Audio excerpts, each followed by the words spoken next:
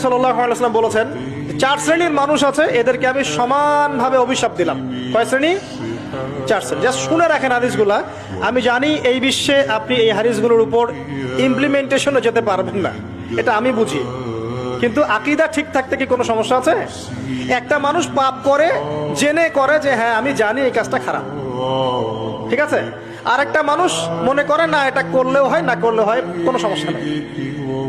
আরেকটা মানুষ মনে করে যে না আমি একটা ডাহা পাপ করছি, এটা থেকে বেঁচে থাকা আমার উচিত ছিল কিন্তু আমি পারছি না। আর একজন পাপ করছে যে আমি মানি না এসব বিধান টিধান, যা ভালো মনে হবে দুনিয়ার জন্য করব।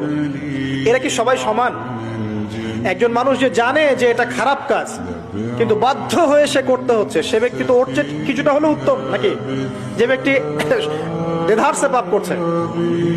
আচ্ছা, ওই যে এক ছেলে বলেছিল আমাদেরকে মেসেজ করে যে আমি একটা মেয়েকে খুব ভালোবাসি হুজুর, তাকে বিয়ে করতে চাই, এখন ওই মেয়ের বাসার লোকজন রাজি হচ্ছে না। এই ছেলের মধ্যে হারাম অ্যাফেয়ার্স আছে ঠিকই, কিন্তু সে তাকে বিয়ে করতে চায়, ওটা হালাল করতে চায়। আর এক ছেলে মেসেজ করছে, সে বলছে যে আমি এরকম জেনায় লিপ্ত ছিলাম, এখন আমি কি করব? আমি কি ওগুলো ছেড়ে দিয়ে ফিরে আসব, নাকি আমি ওই মেয়ের সাথেই জেনা অব্যাহত রাখবো? এই দুই ব্যক্তি কি সমান? সমান না। এটাই বোঝাচ্ছি আপনাদেরকে। দেখুন, চার শ্রেণী মানুষের কথা নবীজি বলেছেন। এক শ্রেণী হচ্ছে সেই ব্যক্তি যে নিজে সুদ খায়। কারা কারা খাই? এবার হাত উঠান, কারা কারা খান? আলহামদুলিল্লাহ। দ্বিতীয় শ্রেণী যারা খায় না কিন্তু মানুষকে দেয়। এবার দেন কারা কারা? আচ্ছা। তিন নাম্বার, খায়ও না দেয়ও না, খায়ও না দেয়ও না, সাক্ষী থাকে। সাক্ষী আছেন কারা কারা? সাক্ষী অনেক জনে আছে। আচ্ছা, মাশাআল্লাহ, লা ইলাহা ইল্লাল্লাহ। চার নাম্বার, খায়ও না দেয়ও না, সাক্ষীও থাকে না, লিখে রাখে। এবার লেখেন কারা কারা? এইবার তো মুশকিল। এখানে তো অনেক বিসিএস ক্যাডার আছেন মনে হয়, এবং অনেক এমন এমন সেকশনে জব করছেন যেখানে লিখতে হচ্ছে নাকি। এই চার শ্রেণীর মানুষকে নবী সাল্লাল্লাহু আলাইহি ওয়াসাল্লাম কি করেছেন ভাই, আমি শুনাই আপনাকে খালি।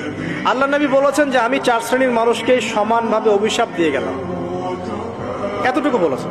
এবার আপনি যদি মনে করেন যে নবী সাল্লাল্লাহু আলাইহি ওয়াসাল্লামের অভিশাপ কাঁধে নিয়ে আমার আমলগুলো কবুল হচ্ছে, বা আমি কবরের অ্যান্সার দিতে পারবো, প্রশ্নোত্তর, আমি মিজান, এই মিজানের দাড়ি পাল্লা, আমার নেকির পাল্লা ভারী হবে, বা আমি রাসূল সাল্লাল্লাহু আলাইহি ওয়াসাল্লামের সুপারিশ পাবো, হ্যাঁ, বা আমি রাসূলের সাথে জান্নাতে থাকতে পারবো, আমি বলবো এই চিন্তাটা হবে একটা অলিক প্রসূত কল্পনা, আর কিছু না।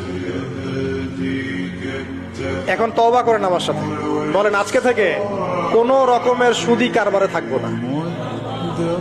তওবা করেন, বলেন আস্তাগফিরুল্লাহ আল্লাযী লা ইলাহা ইল্লা হুয়াল হাইয়ুল কাইয়্যুম ওয়া আতুবু ইলাইহি। তওবা করলেন তো?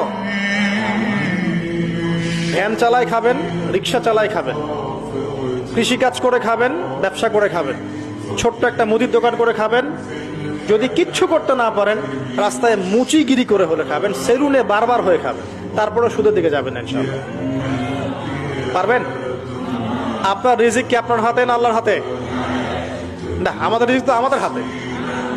যে ব্যক্তি মনে করে রিজিক আল্লাহর হাতে, সে কি কখনো ঘুষ নিতে পারে? সে অন্যের সম্পদ আত্মসাৎ করতে পারে? সে অন্যের জমি সিজ করতে পারে? সে দুর্নীতি করতে পারে? সে সুদ খাইতে পারে? কেন খায়? কারণ সে মনে করে রিজিকের মালিক সে নিজেই।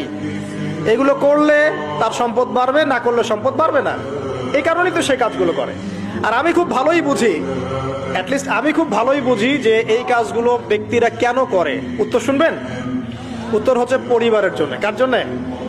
পরিবারের জন্য। মা, বৃদ্ধ মা আছে দেখতে হবে, দুই বাবা আছে দেখতে হবে, স্ত্রী আছে, আর স্ত্রী মাশাআল্লাহ একদম ফেমিনিস্ট, তার চাহিদা পূরণ করতে তার হিমশিম খেতে হয়। হ্যাঁ, একটা শাড়ি নেবে 20,000, ঠিক আছে, স্ত্রীর চাহিদা অনেক, গহনা গাড়ির অনেক চাহিদা, আর না দিলে তো আবার সমস্যা, বাসায় গেলে তো মানসিক টর্চার সেলে রেখে দিবে। এখনকার বেশিরভাগ পুরুষই কিন্তু নির্যাতনের শিকার। এখনকার বেশিরভাগ পুরুষ কিন্তু পুরুষ নির্যাতনের শিকার। ম্যাক্সিমাম বাসায় গিয়ে দেখবেন টর্চার, এক একটা রিমান্ডের সেলের মতো, বুঝছেন?